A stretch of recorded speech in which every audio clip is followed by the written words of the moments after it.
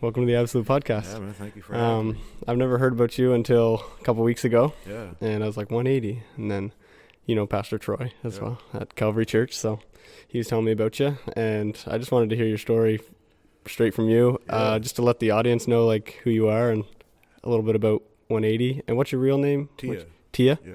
Okay. Yeah. Perfect. No, man, it's really cool. It's really cool that you're doing this, and I appreciate the invite. And, No problem. To be here. So, yeah, you're in charge, man. So you let me know what you need, and Sure. away we go. Well, I'll just start off with how were you raised? What were you like growing up? Like, Yeah. So I was raised mostly, primarily by my grandparents. So that was really cool. 'Cause I was the first boy born into that family too. So I grew a very close relationship with my grandmother and a very close relationship with my grandfather. And so, they raised me for the most part. My mom and I have a really cool brother and sister type relationship even now. So yeah, that was my loving family. My father's side of the family. Also, a huge loving family. There was nine boys in their family. Wow. My grandmother had 9 sons, no daughters. It was nuts. But but yeah, that was so it was a lot of love. But also a lot of activity. So a lot of different characters coming in and out of the house, and a lot of different stuff going on. So I was exposed to a lot, but also. But never in a malicious way, right? Just always just loving people, just having fun. Yeah. This is what my a brotherhood relationship. Was. Yeah. So it was really, really.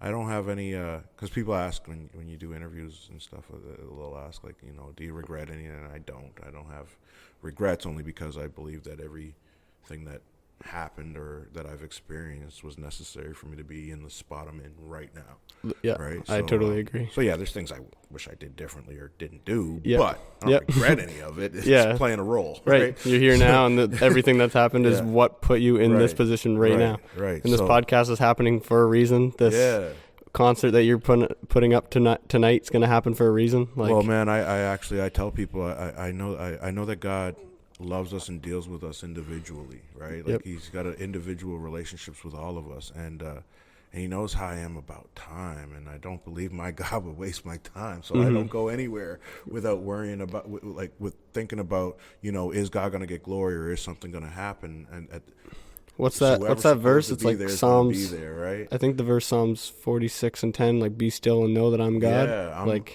I'm the most relaxed person. I really, there's about an hour to an hour and a half where you see me really amped up, and that's it. Yeah.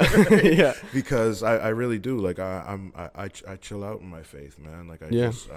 I'm confident that if God sends me to a place to use my gift in that place, something's going to happen. Right.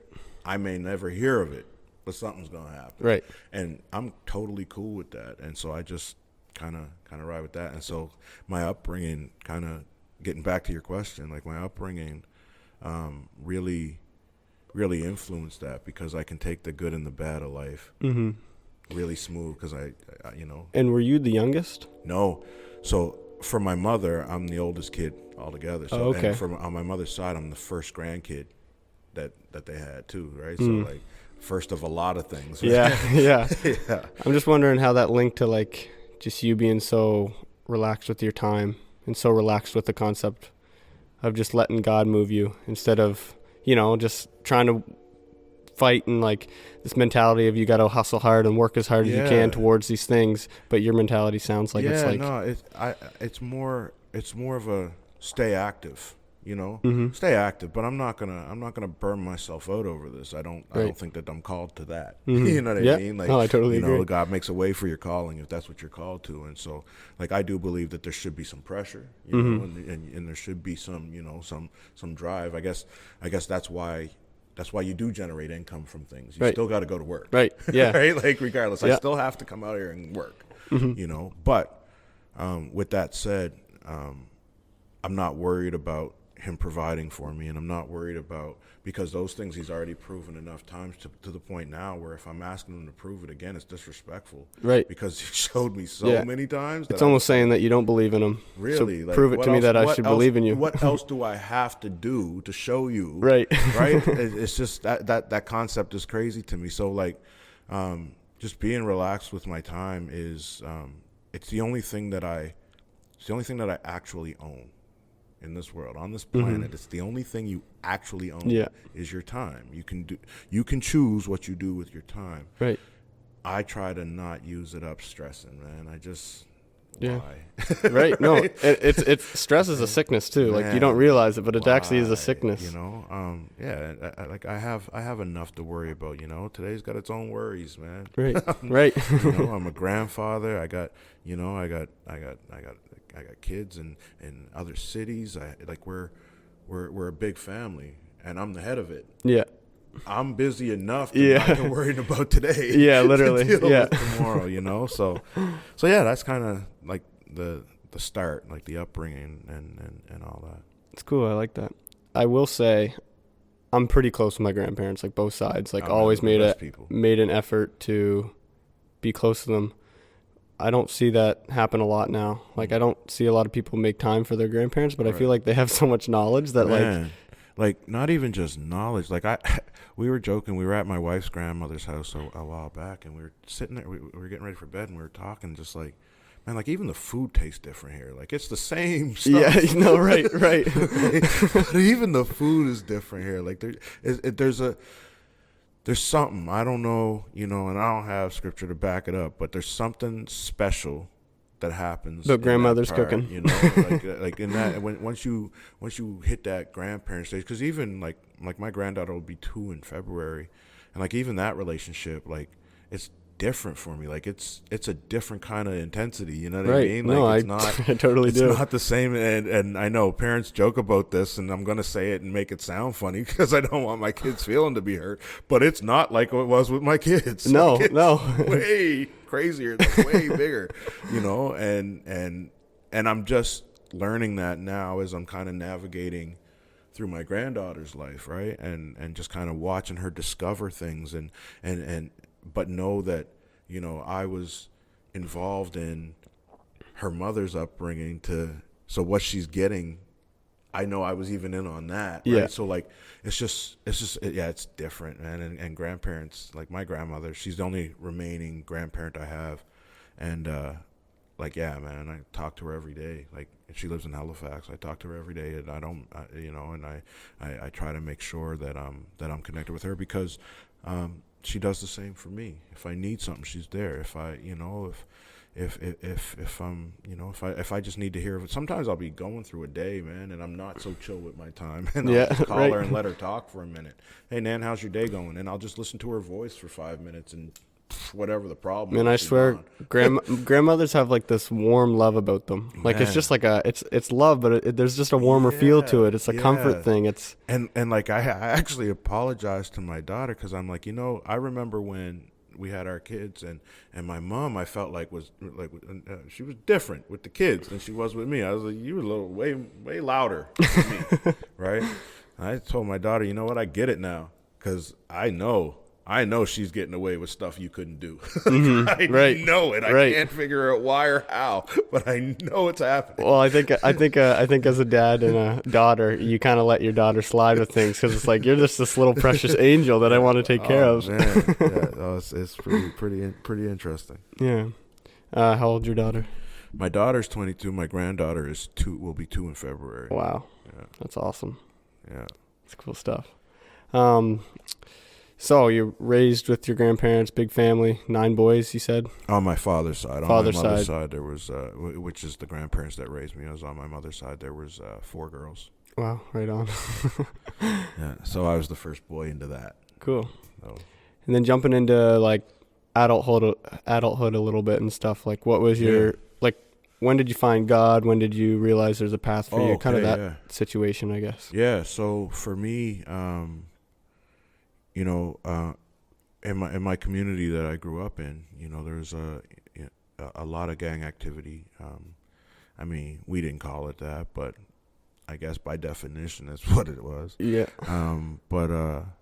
But yeah, so, you know, as I started to grow up and make decisions for myself, and like in my early teens or whatever, you know, started getting involved with that crowd, you know, and so yeah, that kind of became my life for a while. You know, I tell people, even when I share, you know, as far as like drug dealing goes, it's also an addiction that can happen, right? Because like I say it all the time, like I was good at it, Right? you know. Well, the fast money is like, it's just, if you know you can make right. 10 grand like that, it's just like, well, why not do it 6 more times this week? You know what I mean? And I was gifted, like charismatic, and they like even now, like when I'm not doing ministry, like when this isn't my full time thing to do, I go to sales.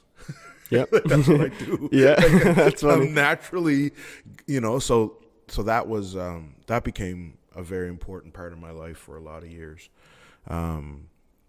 But then so did music, and so I started rapping when I was I wrote my first song in grade 6. Was when I first wrote my first song. And I think me too, but it was some crappy. Yeah, no, mine was too, but the fire was lit. Right? Yeah. So mine didn't even get a spark. It plant seeds and let's see what the water does, right? So I went and I started doing music and developed a gift for that too, and kind of my family's very musical. You know, my grandmother was in a quartet or a singing trio with her 2 other sisters, and like they did acapella singing, and it was phenomenal. That'd be like, beautiful. Gospels, like they were killing hymns, like it was just nuts. It was beautiful, and and then my uncle Michael, so my grandfather's brother, is an award-winning R&B gospel singer, and then my uncle Corey, who is a wonderful, phenomenal jazz and gospel singer. Also, his father, Bucky Adams, actually has an award named after him for the East Coast Music Awards for his jazz playing. He's a legend in Halifax and in Nova Scotia. Nationally, but you know, I grew up in my bubble, and so he was a legend at home.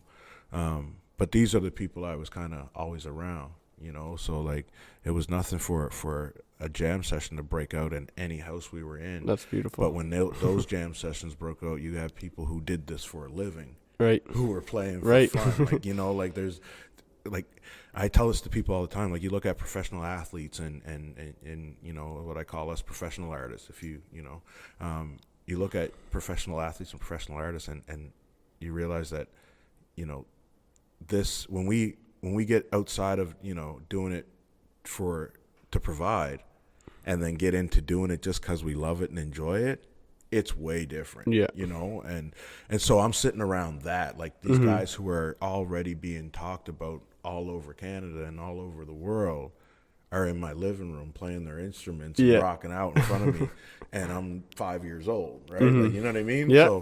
So yeah, like being in those environments all the time, like I knew, you know, that music mattered to me. And and then from there, I started rapping like when I was young, and we would have battles. So as I got into my teens, we'd have battles down behind these buildings called the Towers, and yeah, man, I am exactly every hood movie you've ever seen. But yeah, no, we would get down and go behind there and get into the circle and just go, right. And the point of it was, I don't know how familiar you are with battle rap, but the point of it was to get the people around it just so you were basically just roasting each other, right, and trying to see who could. But you just got to outburst them pretty much, right? Yeah, and I was good, like. You know, like I was winning a lot, like, you know, and so I got approached by somebody about the opportunity to kind of pursue the music, and so yeah, I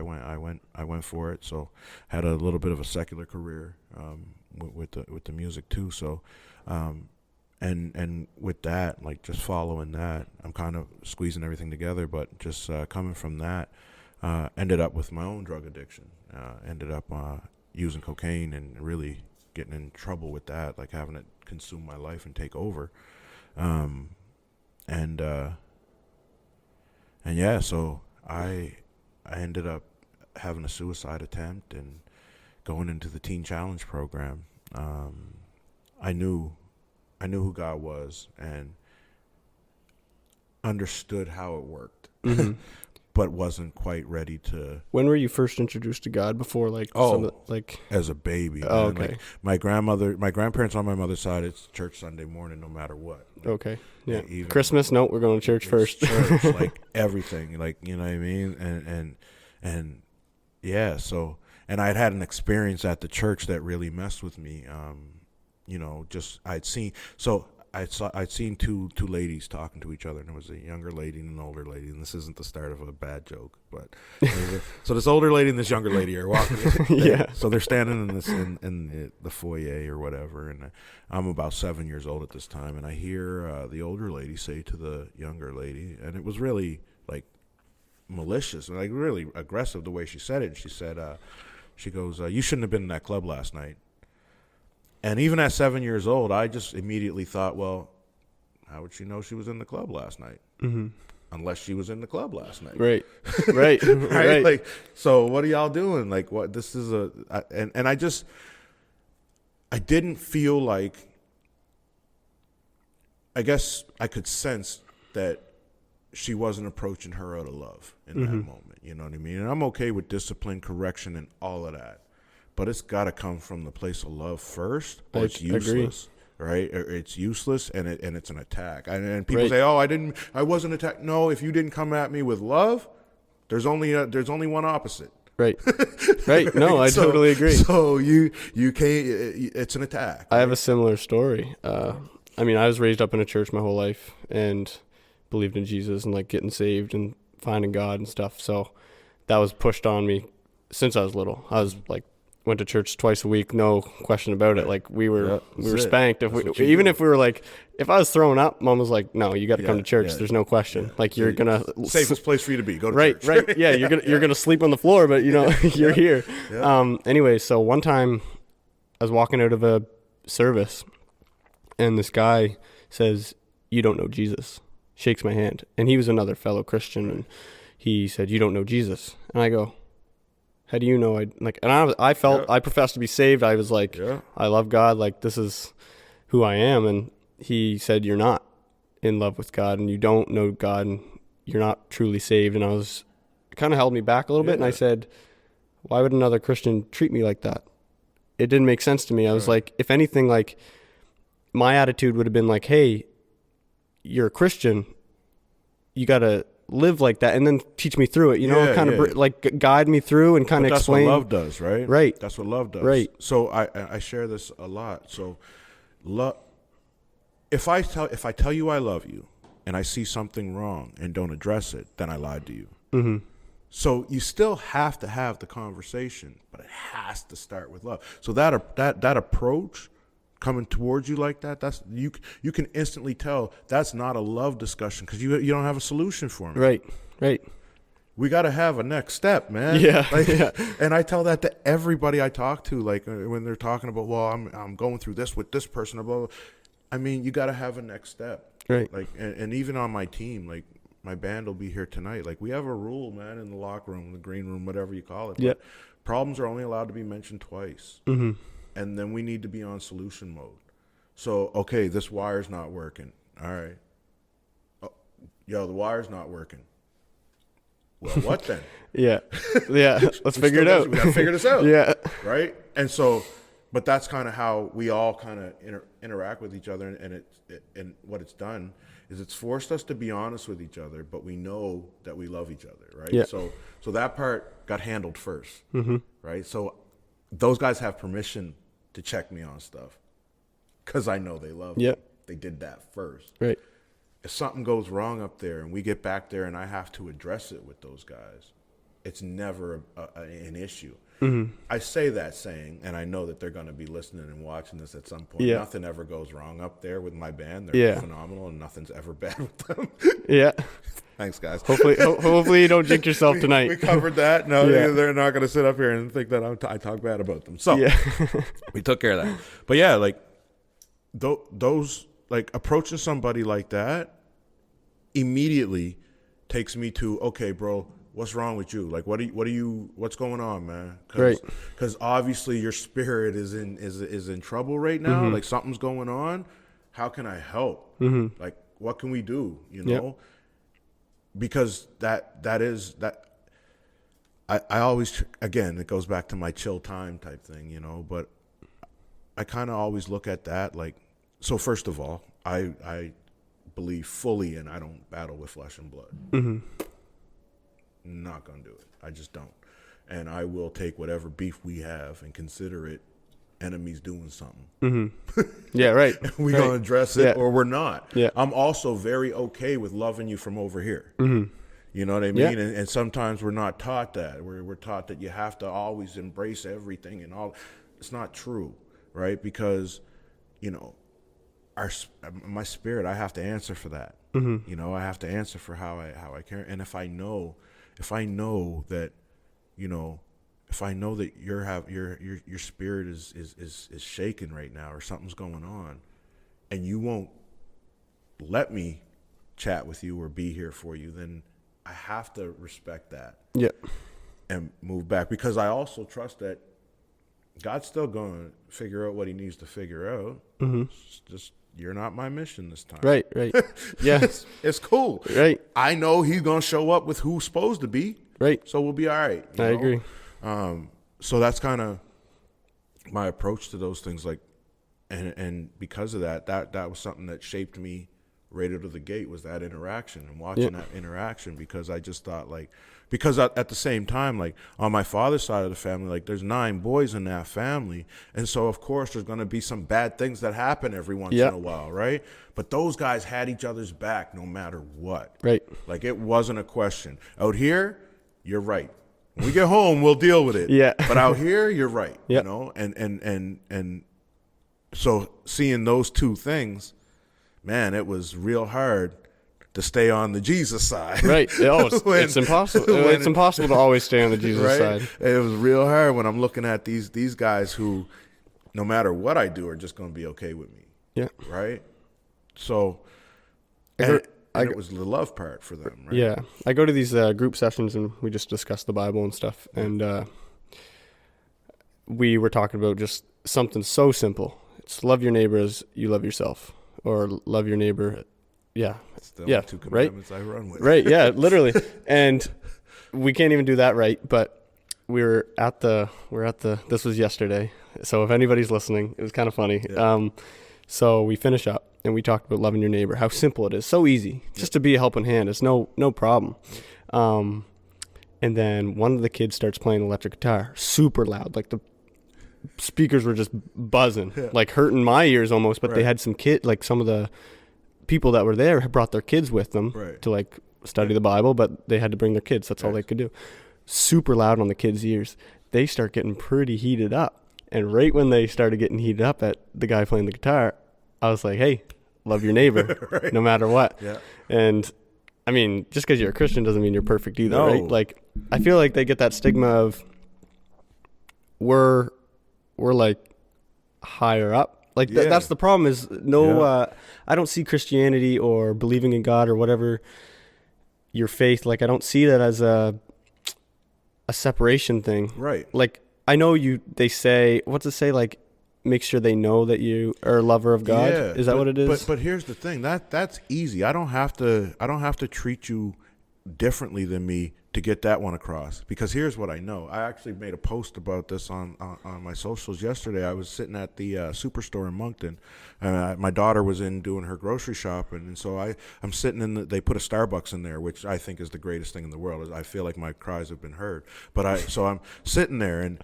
I'm watching, and this guy is at the front of the lineup, and so at Starbucks right now, and I'm not a Starbucks drinker, but it was cool that it's there. But at the Starbucks there, they have the if you buy a Christmas drink, you get this free cup, right? And this guy was standing at the front of the line. And everybody that came to the line, he was, hey, you want one of them weird drinks? And he would buy their drink so he could get the cup, right? But watching the awkwardness of people not knowing how to respond to somebody doing something nice, true, right? Like I said to my daughter, I was like, man, it's sad and hilarious at the same time, because you're watching them kind of navigate So that part, it's not as hard as we make it seem like, because people don't even know what to do with niceness. Just be nice. Right. Right. I have to do extra. Just be nice. Hold the door for a couple people, and you know what I mean, and just check on people, like you know, because that's all that is. It's just love, and I believe that I believe that Jesus' superpower. I believe Jesus' superpower was simply love, and he loved you so much that he could change things. Right? Like I saw a lot of clips of people saying, like, would you rather like loyalty over love? And they kept saying loyalty, loyalty, loyalty. And then I saw a clip of Snoop Dogg, and they're like, loyalty or love? And he said love. Yeah. Because he said, you can be loyal but still not love me. You could be loyal out of fear. You could be loyal but if love. And the problem is we speak about love, but people don't, and sometimes I don't understand the full concept of love. Right. Like when you really break down, like, what is love? You know what I mean? I'm here for it. I love it. Like because of that, like I'm a simple guy, man. And the more you pile on information on me, you're setting me up for failure. Like I just don't process well like that, right? So for me, again, when I said at the start, like I believe God deals with us individually. He knows me. You know, he built me. He knows me. You know, he knows how I tick. He knows, he knows those things. And so I honestly believe, like, that portion of scripture where it says, God, Jesus, what are the commandments? Love your neighbor, love God. Right? Because all the other stuff will take care of itself if it starts from there. Right? So a few years ago, like, that became kind of my focus was, and as I was kind of making it my focus, I started to realize that it's really not as complicated as we've made it. Well, you see any debate topic on religion or any other topic in general, we're trying to like break it down and convert it into so many different things. So simple. Yeah. We can't do the simple thing though. Like you and me, like Teah and Mitchell both struggle every day to just love our neighbor. Like we can't even get that right sometimes. And so if we start there, like, and that's enough. Welcome. This episode is sponsored by Piccadilly Coffee. Piccadilly Coffee has a passion for all things coffee, from bean to cup and everything in between. Sourcing beans from a small farm and cooperatives is a main priority. They also don't use technology and large machines to roast their coffee. They use sight, smell, and sound to ensure that each batch has the best flavor profile. Piccadilly Coffee also roasts in small batches, so their customers are always guaranteed fresh beans. Their mission is to provide the best quality product as well as the best customer service, all while enjoying the Piccadilly Coffee experience.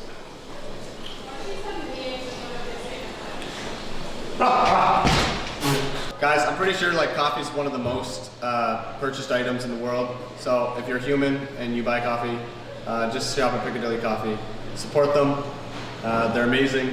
Matter of fact, I don't even like coffee, but ever since I started with them, I've started my addiction. So get at it. Like the two commandments, love God and love your neighbor. Like sometimes we don't even love God. Like, you know what I mean? Like we try to show him as much love and we still struggle. Yeah. So yeah, I mean, even with that, like that I find becomes real easier when we take the pressure off of us to do it. So the way I kind of look at that is, so I take my kids, for example. Like I love them. I think they're boneheads sometimes, you know what I mean? But I absolutely love them. And so what I've done is I've switched love. I've taken love away from my feelings. It sounds weird. No. Right? That makes sense. Yeah. So my love. I've never thought of it like that. My love can't be shaken, man. Like I love you. I'm going to do things because I love you. I'm going to show up even if I'm mad at you because I love you. I'm going to, I'm going to bite my lip and put my head down when the guitar is so loud. Yeah. Because I love you, right? I'm still mad. I'm still bothered. I'm still, and I think that we got to be careful to think that God's not okay with us being that with him too. So I always love God. I'm not always cool with him. No, there's a difference, agree. Right? And we as a society have to start start teaching each other that you know, because we're in a weird place right now where we can't disagree about anything without it just being you must hate me, right? Right, and it doesn't matter what, and it's as bad inside the church as it is outside the church, right? So we have to be really, really careful to get back to that place of simple love. It's just, my love is not tied to my feelings. And everybody says, "Oh, love is a feeling." It is not. Love is actually a freaking task. Yeah, it's a commitment. It's a chore in a sense. Yeah. Like it's not, but it changes things. So like I'm blessed to be able to speak into people's lives because they know I love them. Right? Like I go to Teen Challenge, and like there's at any given time 24 guys in this addictions recovery program, you know, fighting for their lives essentially, you know.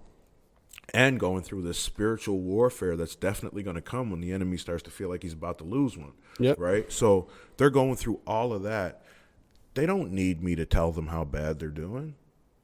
They already know. You don't go to a place like that because you were having a good day, right? So they already know that things were going bad. They don't need that from me. All they need, and all I give them when I'm there is, hey, guy, hey, man, love you. When I introduce them, I always say, like when I introduce myself to new guys in the program, I always say, hey, welcome to the family, right? You're my brother now, automatically. You came through those doors, we're family, right? And that's it. Like I don't, unless they ask me, I don't speak into their program unless we've built a relationship. You know what I mean? I'm not your counselor. Somebody here gets paid for that. God put somebody here for that for you. Yep. Let me stay in my lane, right? My lane is to encourage you, you know, make sure you know I got your back. But if you're reaching out, there's got to be a reason. So right, and I'll jump on that part. Right. You know, I'm always going to be there if that's the case because that's what love does. Love will adjust, right? Love will make an adjustment because that's what it does, right? You know, God had to make an adjustment. He gave us life and gave us this world. We screwed it up. He had to adjust. Yeah. Right? Love adjusts. Yeah. You know, he adjusts. Oh, you know what? I'm going to have to send my son in there because this is not good. Love adjusts. And love doesn't have to be a huge thing like that we perceive. Like it doesn't have to be like giving someone a new place to live. Like that seems pretty big thing. But sometimes I just invite some friends over for a meal. Like, let's just have a meal and a conversation. Like, it's even less than that, brother. Mitch, I'm telling you, I'll send a text. Yeah. It's love. True. You were on my heart today. Right. Yeah, I call people up and I just say, where's your head at? And then, like, I'm thinking of you. You were on my heart today, man. Like, I met a guy. We just finished up a national tour in Mississauga. And I met a guy in Brantford 2 nights before the Mississauga show, and we got talking, and our stories were a little bit similar, and so afterwards I ended up seeing him again at the 2 shows later, and so I mean it's all GTA, so everything's only an hour away, but yeah, so he shows up and like we got talking, right, and he just pops up on my heart. I was texting him yesterday, hey man, like, how's it going? How you doing? You still feeling good? Because he was coming, you know.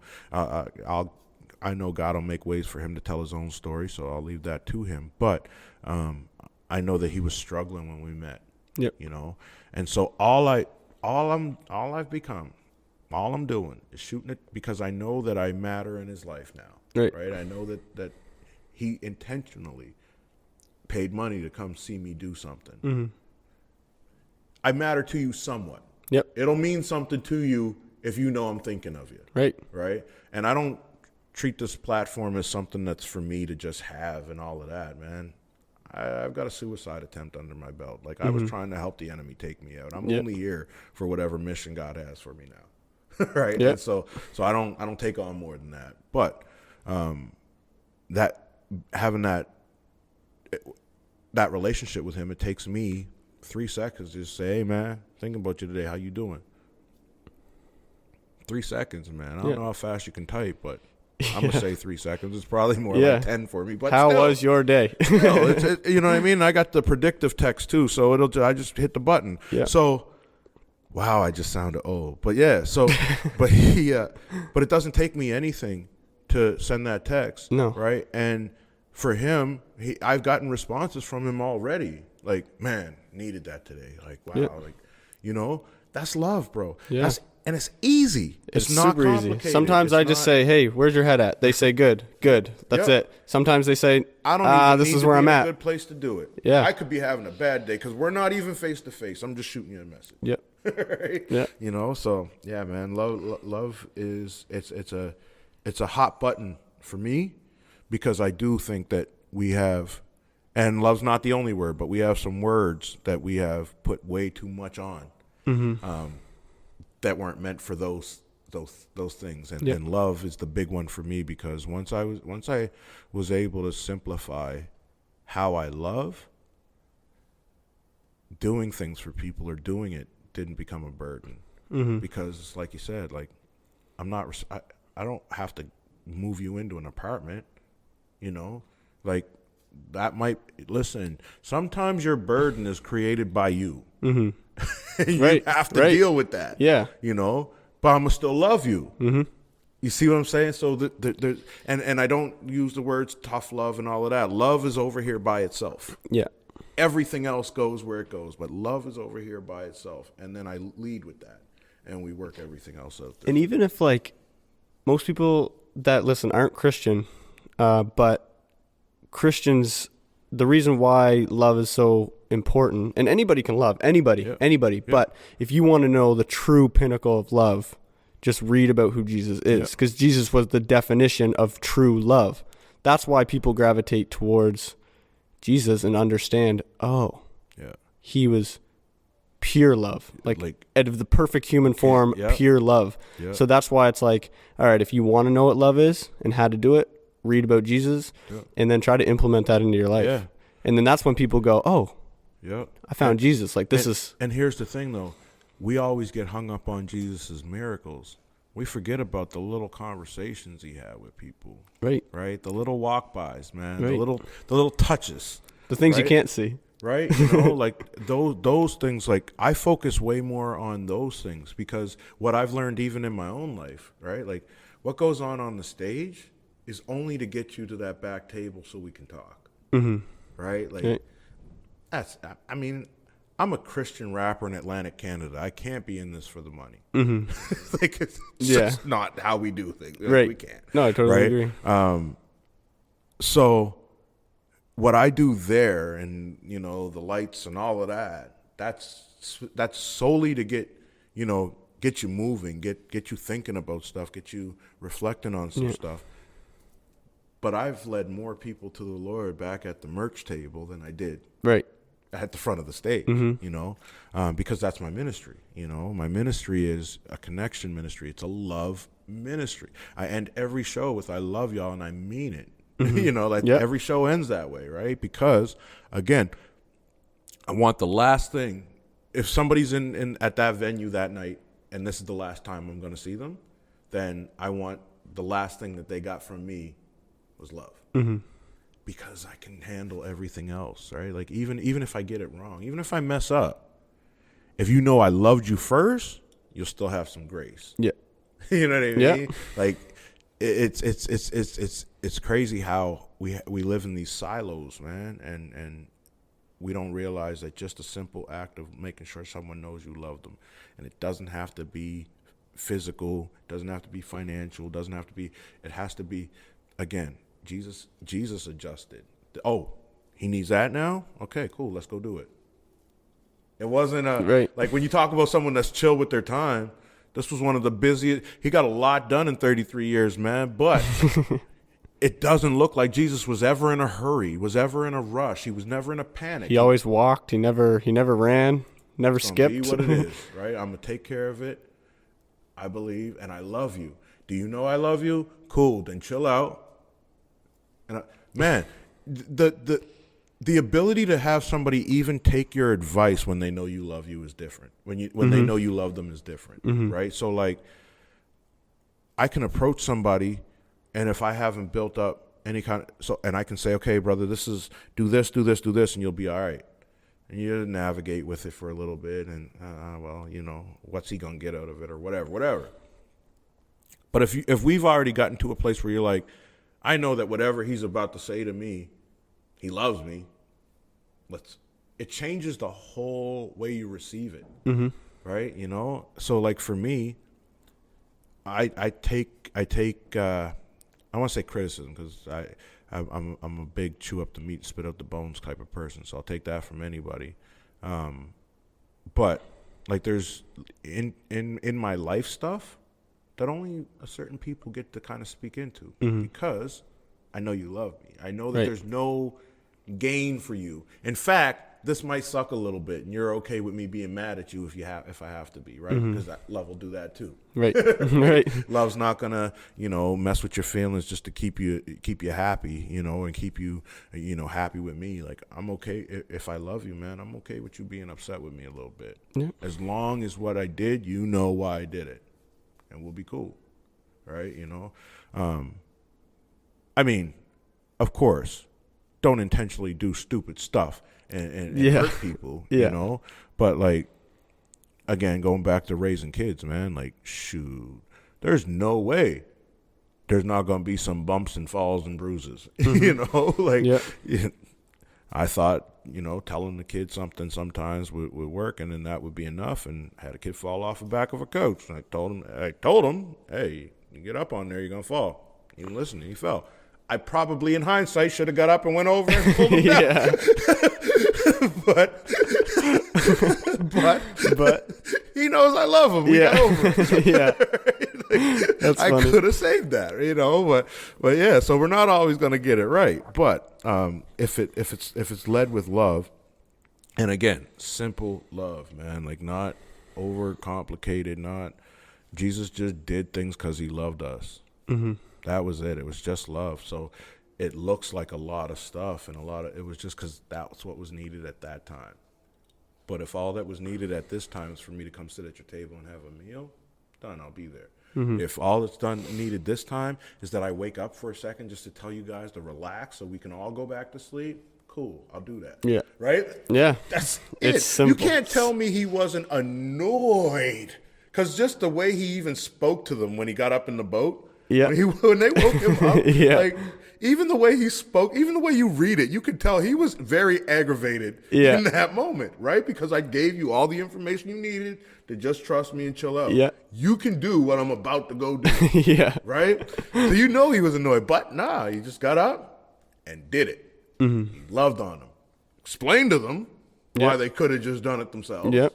But it was love. And when I read that, I enjoyed reading that portion of scripture, because, like, some people would see it as, oh man, like, he wasn't mad, he was annoyed. Yeah, who wouldn't be? I'm sleeping. I'm tired. Do you know what I do? I'm Jesus. Do you know what I do every day? I'm exhausted. Let me sleep. He's like, you gonna wake me up for this? Yeah. Right. So yeah, of course he was aggravated, because the Bible says he's fully human too, right? Yeah. So he's still God, but he's got all the human resources. You know what I mean? and he totally. Like, I saw that as an act of love, because instead of getting up, because he's Jesus, he could have just got up and said, man, do it yourself. You can. I already gave you your power to do it. Mm-hmm. No, he got up, he took care of it. He explained to them what they needed to be taught, went back to bed. Yeah. Love. Wasn't anything extra. Didn't, you know what I mean? It was, okay, you need to learn something, so let me correct you. Right. Right. He still told them they were wrong for it. Let me correct you. Right? And it's crazy, like, every response that Jesus has. And there's so many stories of people trying to trip him up with his words and overcomplicate, like, the scenario. And, like, in today's world, it relates so much. Like, in the Bible, it literally says, like, what if this was the situation in this point? And he's like, why are you saying that? Like, it's this. It's as simple as this. Don't try to maneuver around it, go over, under, around it. Like, it's just... It's not complicated. No. And I've been in debates with other believers, like, guys, like, why are we so uncomfortable about the world actually acting like itself? Right. Why are we tripping? Yeah. Right? Like, the world is just acting like itself. You know what I mean? And again, I am not responsible for saving the world. It's not my job. I'm just a light in it while I'm here. And how many people can we impact while we're here? Right. There's nowhere in the Bible where it says that the whole earth is gonna be saved. Right. In fact, it tells us it won't. Yeah. Right. So doesn't it say, like, evil will always be among us or something? So here we are fighting to save this world. Yeah. and we were never supposed to in the first place. Right. Right? So, again, I simplify things, man, and I got myself to a place of I'm just going to be love out here. That I can handle. I can do that. I don't have to change my routine for that. I don't have to switch my schedule up for that. I don't have to, nothing has to change for the love part, right? Because that's just the natural part that's going to happen. So I am still going to ask you to turn the guitar down. But hey, bro, here's why. Yeah. Yeah. You're still going to have conflict. You're going to have scenarios. You know, right? So yeah, man, like, I'm glad that this kind of turned that way, because that the love subject is a big one for me. It's huge, yeah. And I've never really thought about love.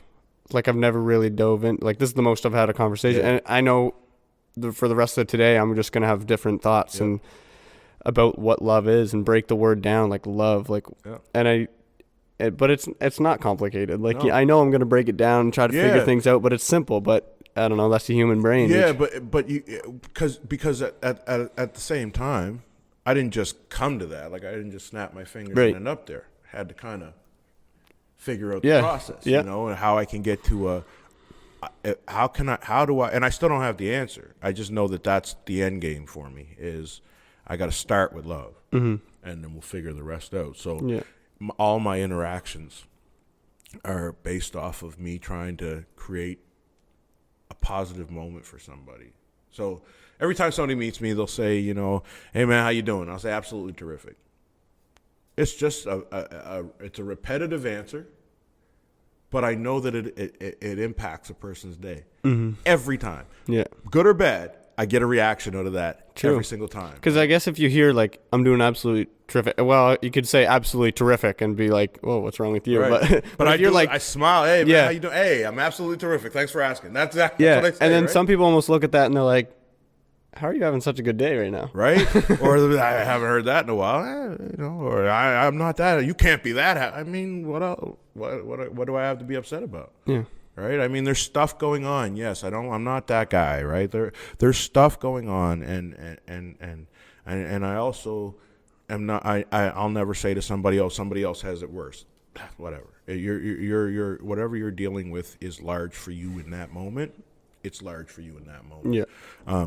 But at the same time, I do have a faith that supersedes all of that. You know, so whatever is happening in my life, it sucks, and we're dealing with it, and we're going to go through it. But I do know that I win eventually. Right. And it's personal because I don't battle with flesh and blood, right? So I'm not hugely impacted by what you do and the decisions you make. I'm just not, right? Because at the end of the day, I'm going to have to go work out my salvation with fear and trembling, you know, and I'm going to, and I feel like the one safe answer when God starts asking us questions is going to be, I loved him. Right. I didn't get along with him all the time. You know, but God, you know, I loved him. And I feel like, in fact, I'm convinced, again, I don't have the scripture to back it up, but I'm convinced that at the end of the day, that's going to be enough. Lord, I just loved them all. And you'll know the difference. Yeah. You'll know if that's a lie. You know. Well, I think we struggled a lot, or love correctly every day. Like, I don't think we can love properly as much as we think. But I think the reason that we do is because we're still putting a lot of pressure on love to do more than just that. So the response to love is the part where we're getting mixed up. Right? So our response with love is where we can go this way or that way, or it can be good or bad or whatever, however you want to say it. But that's still a response, right? So love is going to make me do something. Love is going to make me act. That's just a response. Love is still not responsible for that action, that act, right? So I struggle to always make sure I'm encouraging someone. I struggle to make sure that I'm always interacting properly with people. I struggle to, be in a good mood sometimes. You know what I mean? Like, I struggle with those things, but that has nothing to do with love. love's never adjusted in that. Like my love doesn't change in that, right? I know what you're saying now. The love is exactly the same. The response. So if you come to me with something or something happens, or, you know, how I respond to you, or like the reason I'm going to say something is out of love. If I don't care, bro, I'm a real quiet guy. I got enough. I always say that, man. I got enough, man. Like if I don't have to care about it, I don't. You know, and so, and if you were to come to me with something, and because I immediately love you, right? Like because I love you, because that's my only 2 jobs. I have 2 jobs. Yeah. Love God, love your neighbor. Yeah. Well, the love God part, that one's not as hard, just because I don't see him as much. Yeah, yeah. Right? And he's never done anything wrong, so he doesn't show up and annoy me every once in a while. Like he's cool, right? That one's a little easier. But then when you get into the nitty gritty of it, if we attach love to our emotions and to the what, then we're gonna get in trouble, because if the what goes wrong, then the love did too, in our view, right? We got to be careful to make sure that that's separated, because I can disagree with you and still 100% unequivocally love you. Yeah. You know, without question, right? But just think that you're stupid and this isn't a good look. Yeah. Yeah. Yeah. Like that doesn't change for me, right? You know, but the only reason that doesn't change is because it's in its own separate box. Love is kind of like the umbrella. It's the label, you know what I mean? It's the label. Yeah. All the other things are the artists or the parts. You know? But love is the main, is the top part, right?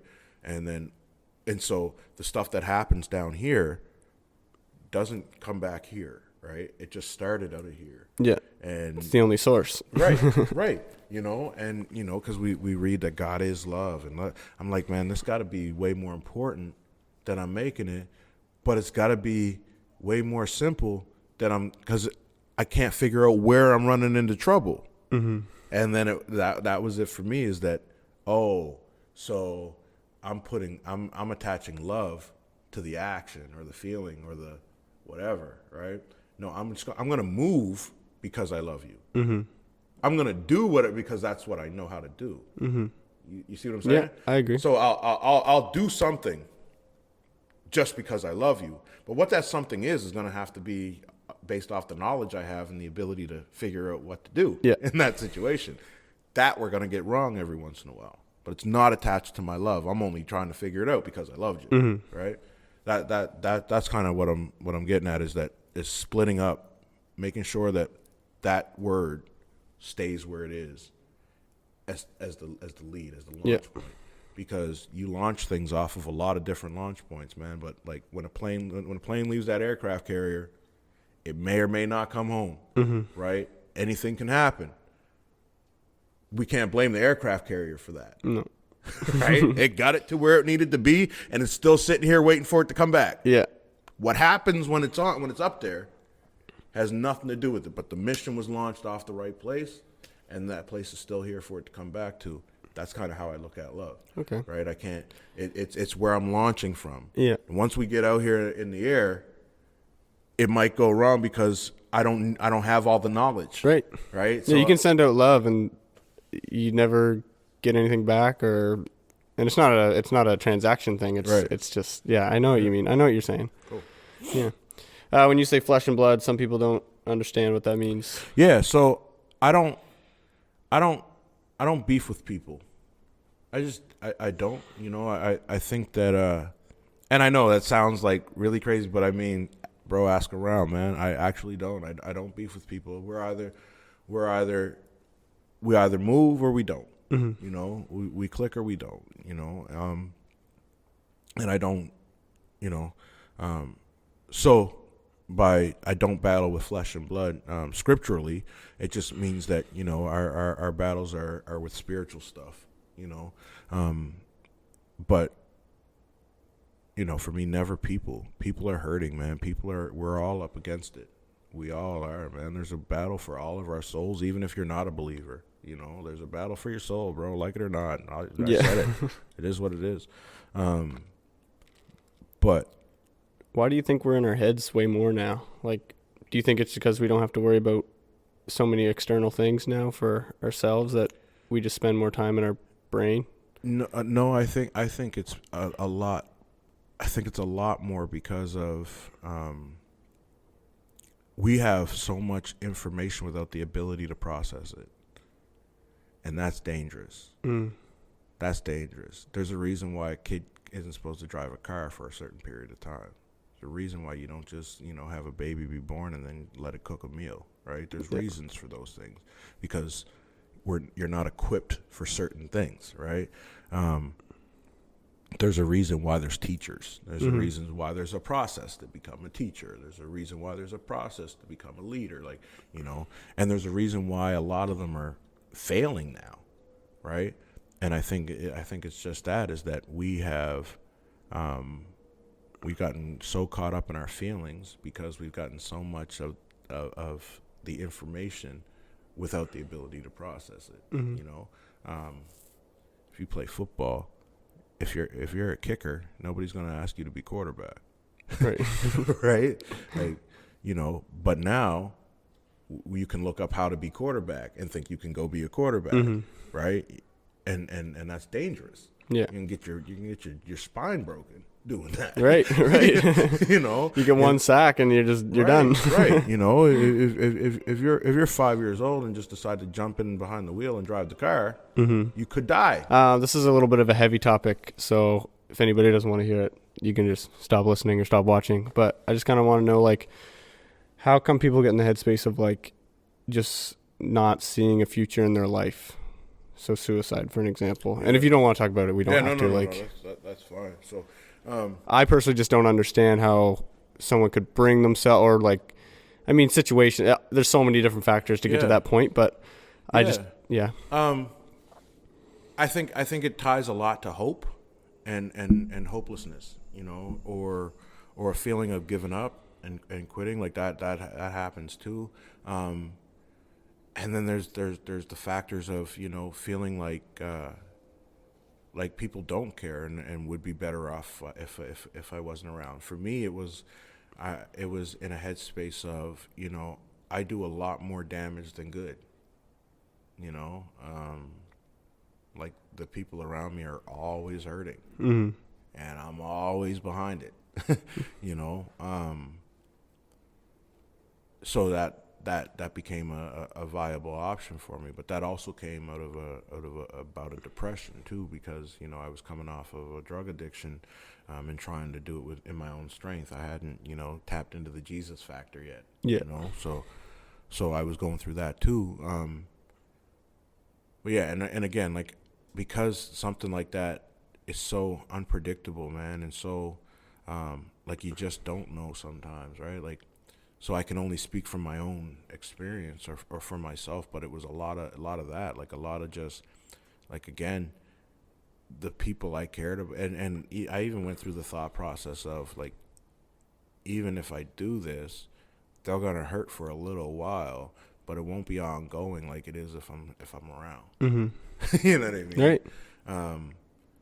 So, yeah, there's a lot of different parts to that, man, and a very very hard one to unpack.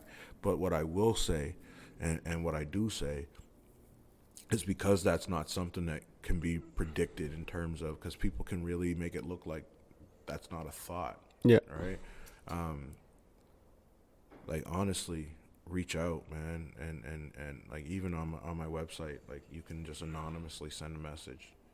Really? Right, you can just reach out and just say, hey, I'm going through this, blah, blah, blah, blah, blah. And if you want a response, I can't guarantee you'll get it in 24 to 48 hours, so hang on. But, we'll try to get some kind of response to you, or at least start praying for you, or whatever the case may be. But don't just, if you're having that thought, just find someone to say it to. Because I think that's a lot of it, too, is that... I guess holding it to yourself would be a big issue, because you forget that if one person knows that that's how you're feeling, then at least you can hold somebody accountable for yourself too. I guess. And you have somebody checking on you, and you know that you matter to somebody, and like that's important, right? There's a loneliness to suicide, man. Like, you know what I mean? Like, there's a loneliness to that. So even having that kind of connection, like just knowing that there's somebody else talking to me, you know, or I'm talking to them or whatever, might be what someone needs. Yeah. Yeah, definitely. I can see the loneliness part. Well, you're just dealing with this huge situation, but by yourself. It can get pretty heavy after a long time. It's like holding the weight. Yeah. You're going to get tired of holding that weight for after a while. And it's hard to know what it is for an individual, right? You know what I mean? Could be a loss of a job, could be a loss of a loved one, could just be I'm just done. You know what I mean? Like, there's so many different things that we're exposed to now that it's real hard to, man, like, the enemy's doing a good job with our mental states. Yeah. You know? And nobody's immune to it. Like, nobody's off limits. You know what I mean? Like, the mental health stuff it's in the church. It's in the and we have to acknowledge it. You know, so that we can, like, because I have my own stuff. You know, and we have to acknowledge it and we have to address it. And you know, and like, I'm not always peachy. Yeah, right. You know, so yeah, it is a tough topic, but it's a tough topic because there is no explanation. There's no good explanation. There's nothing. There's no, you know, this causes this or this does. Yeah, this, there's no like pathway to it, or it could be anything, man. You know, and that makes it hard to talk about because you just want to help, right? Like you want to, you want to fight that spirit, you know, but you don't even know where to begin. And like, even from my perspective, I don't think anyone would have caught it or stopped it, you know. So even that, like, I give the advice and say talk to somebody, but even that, I don't know if it would have made a difference for me. Yeah. Right? You know, so. That is a tough one, man. Yeah, I want to hear your perspective on, like, why do you think people find strength through God and through Jesus? Why do you think that is? Yeah, well, again, I'll just go from my own perspective, man, and like, so I don't have a crazy, cool, elaborate story on how I come to Jesus or why I believe. It's just I've seen some stuff. You know, you've just been in your life in certain situations. Things that I've seen that you couldn't have done, you know, or they just, things play out or lay out a certain way that I'm just like, yeah. So like, and that's enough for me. We have figured it. One thing we've established is I'm not a complicated guy, right? Yeah. So that's enough for me. It is how it is, pretty much. Yeah. I know he shows up. You know, I know that when I need him, he's there. So for me, I find strength in him, in just, you know, knowing that he's there, right? But in general, people find strength in Jesus because he tells us that we will. Yeah. Right? It's really, you know, it's a really simple statement, but it's true. Like, you know, he tells us that he will be our strength, and he will. So I can count on that. I only have to go as far as what I have, right? And he also says, like, don't worry about what is in the world. Yeah. Like, the world is not. Yeah, has nothing to do with what's going on. Like, his plans are. And I'm not one of those guys that tells people, you know, I don't think that God would let you have more than you can handle. I think that that's not true. I think that he would definitely let you have more than you can handle so that you can trust him and lean on him. I think that what Job went through was more than he could handle. Period. Right. You know, because if it wasn't, he wouldn't have to lean on God and trust God. I would just say that's one way for God to bring you to your knees, or to almost realize that there's nothing else. Because when people are about to die, maybe not at an old age, but you're gonna catch yourself praying. Yeah. No matter what happens, like, you're gonna catch yourself saying, "This is my only hope for this one situation." Sometimes it's too late. Yeah. And And the other side to it too is depending on who and what you were before you met God. That might have something to do with it too. I find a lot of strength in Jesus because I also know who I was before him. Mm-hmm. And if I'm still alive right now, he's got to have had something to do with it. Yeah. So. Yeah. I wish I could get in the headspace of, I understand why people don't believe in God. Big conspiracy theory. It's just a bunch of barbaric nonsense in a book, and it doesn't make sense. Read the King James, you don't understand half of the words. Like, I get that, and I understand. People in it can't even get along. Yeah, right. Like, I understand. Yeah, I understand that perspective, and I understand, like, oh, it's just a comfort thing. It's just but I also don't know how to explain to somebody, like, what it's like. You know what I mean? Like, I guess people call it the ministry of spreading the gospel and stuff. I don't understand how to explain to somebody how I think about it. Do you know what I mean? Because it's a weird, I understand the weird headspace that people perceive it as. But again, you might not be supposed to. That might not be your job, right? I think that, you know, and again, I don't know enough to know, but, you know, I think that, you know, maybe the specific role you're in right now is what it is. You give a platform for people who can try to explain something or talk through it or get into that mind frame. I mean, I'm not that guy, but yeah. But I mean, you know, there's the beauty of having things like this and podcasts and whatnot is that people get an opportunity to bring in more people around them that, you know, that can cover certain things. So you might actually just be a linchpin, man. That might be what God called you for. That might be your role in all of this. And that doesn't have anything to do with people who believe or don't, right? That's your job is to make sure that the information gets to them. Yeah. Do with it what you will. Yeah. Right. Right.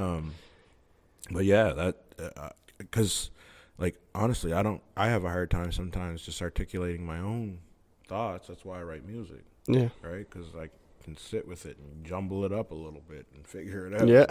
And that's kind of my process. But yeah, like I wouldn't. And again, like I don't sit up here and start advising or anything like that because we got to build a relationship for that. I wouldn't just take that upon myself.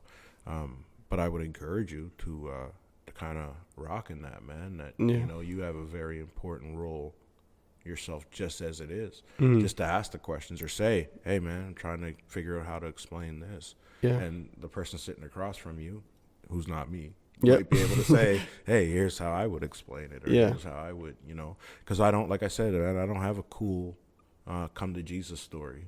Yeah. Right. So it's like explaining my faith is almost boring. Yeah. You know what I mean? But it is what it is. But that's not my call. My call isn't to explain my faith. My call is to talk through my life on beats and let people respond to that. Right. And I don't muddy that up, man. I don't try to do the others. I don't want to. I'm not going unless it presents itself. Right. And I'm not about to go try to lead a podcast. That's not what I was called to. Right. I'm not going to pastor a church. That's not what I'm called to. Right now, I'm called to do what I'm doing, and just that. All right. And that's enough. You know, because we're a body, and there's other people to do the other things. You know. Yeah. So yeah, man. Yeah. Yeah. I guess. I mean. Give me some food for thought, I guess, of what you did there. But yeah, I just know that it's such a weird situation because I've grown up in church, and then I was like, no, Jesus and God and all this religious talk and all this weird nonsense. Like I didn't agree with it. I ran away. I was like, no, this is dumb. This is stupid. Like, who cares about God? Like, I don't mean that in the sense of no, I get what towards God, but and I was just like, didn't even care, didn't even make it a thought. Like, it's just how I was raised, I was brainwashed, whatever. And then things started happening, and I realized I was like, I can't do any of this without God. Like, certain situations that came in my life. So and that simplifies it, man. That makes it, for me, again, like I said, that makes it easy. To, look, man, I don't have extra. I just seen some stuff. Right. And And you're not even going to be able to, I guess they say convert, but not everybody's going to find Jesus that you talk to. Yeah. Or understand it, or I'll tell you one of my favorite relationships. So I used to be an athletic director for Crandall University, and we had a basketball player who was a Muslim guy, and he used to come to my office all the time, and we'd talk, and he'd say, tell me why you believe what you believe, right? And we'd talk for a bit, and then I'd do the same thing to him, and we'd have these conversations back and forth. And one day he said, you know what I respect most about you? I was like, what's that? He said, you're never trying to convert me. Right? He said, I really respect that about you. I said, that's not my job, man. Yeah. It's not my job. I'm not here to convert you. All I'm here to do is love you. And that's what I told him. I'm just here to love you. And when you start seeing that I'm different because of it and ask why, now I have an opportunity to respond. But I don't ever show up and start throwing Jesus at you. No. Right. I throw love at you first. And if you ask me why, okay, well, you asked the question, sit down. Yeah. And you have to listen now. Yeah. Right? But I'd also say, this is kind of a little off topic, but not really, I guess. But Christianity, they say it's getting really washed, where not a lot of people are living the truth. Like they're almost implementing their lives to God and saying, oh, well, God is allowing this and this and this. And it's like, no, like God has this in place. Yeah. Well, and I think that there's a couple sides to that, right? There's a couple ways to look at that. I think that there's, because on one hand, you could look at it from the perspective of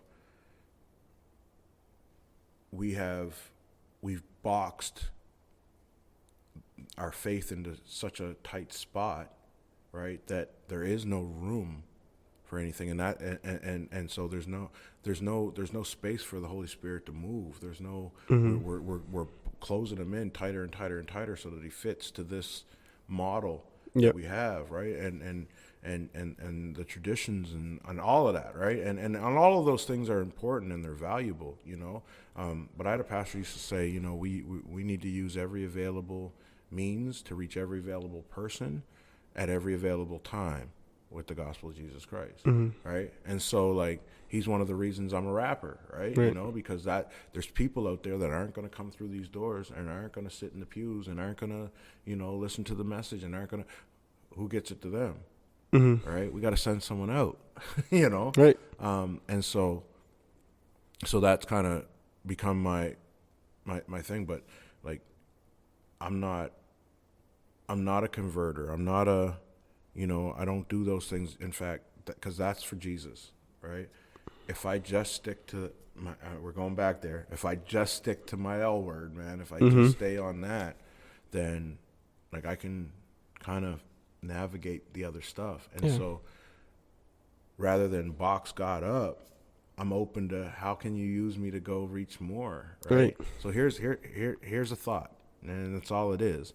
I would tend to think that some of why Christianity is starting to behave how it's behaving, or like almost loose in a way, like the reason that's happening is because it's been confined to these four walls for a long time, right? And we haven't given it a chance to grow and see what else God had for it. You know what I mean? Like, these were never supposed to be clubs, right? They're never supposed to be clubs. They're equipping stations. Yep. These are places where you come, you refuel, you get ready, and you go back out there, and you reach. Right? Church, like a building, like a church, I guess. It's just to get in the headspace of like to focus on God. Yeah. To just kind of limit like distractions. It's literally just a place where people can pray and think about God and try not to think about whatever you want, like girls or the monkey that you got to carve out of wood. Like, that's just so random, but I'm with you, but and that's my thought. Now, imagine there's a lot of churches, the building itself, where the word change is almost like a swear word, right? And we have to adjust, man. We have to, because this has to be an inviting place, right? It can't be a walls up place. It has to be an inviting place. Right. Like you want to have a closed off small group that is just for your own little thing, then cool, go do that. But that's not what this was for. That's not what church was for. Yeah. You know, church is the hospital for sick people. Yeah. Right? You can't have sick people come to your hospital if you don't have medicine for them. Right? Or if you don't have a big emergency sign on the door, right? You know what that big emergency sign is to people in the neighborhoods I grew up with? Loud hip hop music. Mm-hmm. That's how I get them to the hospital. Right. You know what I mean? You know, they're and once they're here, we can start teaching them things and being involved and all of that. But like in a lot of ways, the religious aspect of some things have become very controlling, right? And by it becoming so controlling like that, we've taken away God's ability, because we'll be so stuck on our traditions and our control of how things run sometimes that we might not even notice that it is the Holy Spirit himself trying to make some room for somebody. You know? Yeah.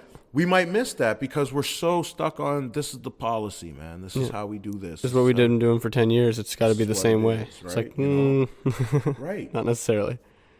I mean, you know, we're And I mean, in the Bible, it says like what a church should be, how people should be that love Jesus. Like, it tells you how to do everything. So it looks less and less like the description that we read. Right. Right. Right. You know, and so again, that's why for someone like me, I have to keep it very simple, right? Because that's the only way I don't get tripped up by all the extra stuff, right? So I'm not caught up in anyone's traditions. I'm not caught up in anyone's thing. If God tells me this is how I move today, it's not I don't have to have that discussion with you. It's none of your business. Yeah. Right. He told me. Yeah. I'm out. Yeah. You know. He showed me the path. Now I'm going this way. Yeah. You know. But we're such a society and in a time where everybody wants something run by them. Right. So you have your leaders, right, and you can't make certain decisions. I'll tell you, you know what, the thriving churches and the churches that are, you know, really impacting their communities are the ones where, you know, you have this lead pastor who lets his staff do their jobs, you know, and they welcome people in to do things other than preach a sermon, you know, and we, you know, you still have to align with what we're doing here, but there's different ways for us to do what we're doing here. You know what I mean? And so those I find are the churches and the schools and the whatever else you want to add to that are having kingdom impact. You know, where you're seeing people tell testimonies of, you know, I was doing this or whatever and I found God or whatever. They're finding them in those places because they have freedom to be themselves until they get it. You know, and that's the thing, man. We got to stop trying to run God's timing for them. You know, we just get them here, and we got to have programs that suit them, man. Just have a couple sports programs, man, or a couple of whatever, right? But we have to create spaces for people who are going through things we might not understand or might not get, you know. Create space for them to come and just get loved on. Yeah. Right? Like sometimes some people walk into a home with a beautiful family. They're like, I've never seen a family like this. Right. It's like, yeah, because we got someone helping us. Right. And then they learn. Yep. And then that's just one example out of the millions that can happen. But yeah, there's a lot of different ways to get there. I think we might come to a wrap. Cool. If anybody's listening and this just sounds like all gibberish, like, yeah, God nonsense, Bible nonsense, like, I've been there, I understand. And I know people say like Bible thumper and all that stuff, but it's as simple as what me and Teah just said, me and 180 just said, like, love God, understand that God is the reason for the trees that are planted in the ground, for the steps that you're taking right when you get out of bed. Like, simple those things, it's got to be created by God. There's no other way. And science is just proven science is just what God has done, but just proven through our human understanding, basically. Broken down in metrics. Yeah, literally. So, yeah, if this all sounds like gibberish and nonsense, like, I don't know. I would just say think about it, and it's very simple. It's just love. That's at the end of the day. It's like God is love. That's it. And don't be afraid to ask about it, right? Don't be afraid to ask questions. Reach out, if you're asking the questions, even from a place of non-belief, if you're asking the questions and people don't want to respond to you, then ask somebody else, but ask, man. And the right people won't criticize you for not believing in it, right? And not believing in God or not understanding. Like, I don't know if those people are true followers of God, if they're going to diminish you for thinking that way, even if it's your homeboys or your girlfriends. Like, I don't know. I have no idea what God's plans are for you. I just want to say that God is love. Love God and love your neighbor. Those are the things that all Christians and believers of God try to do. That's all we're made for. If there's something that like some people have bad relationships with people like that, right? And I don't know. I would just say don't reflect on something that may be wrongdoing, because Christians mess up. Like I've had stories of Christians coming to me with the wrong approach as a Christian to a Christian or as a believer to a believer. So yeah, we're super imperfect, but I don't know. There's this beautiful thing about it. So, everybody, this is 180. Do you want to shout out your socials? Yeah, so you can get me on everything at 180. It's spelled One8Tea, or just go to my website. There's always something free to give away on there. So 180.com, One8Tea.com. Perfect. Yeah, guys, just some food for thought for this podcast. Again, I'm just being super raw. Like, I'm looking at the camera right now, but it's a weird headspace to think about. And I understand, like, the whole religion, this isn't a religion. It's not a religion. It's just love. That's all it is. I don't know how to. It's all it is, man. I feel weird for pushing gospel on people. Like, it's a weird topic, and it's kind of public now. Like, I don't preach about it too much. I never force it on anybody. And I'm the same way as you, is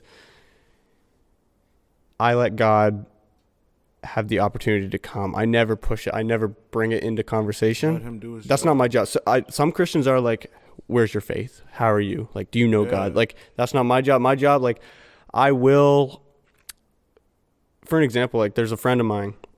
I pray for him. I go, like, I want him to find you, God. But every time he brings him up, I never bring it up. He starts talking about it.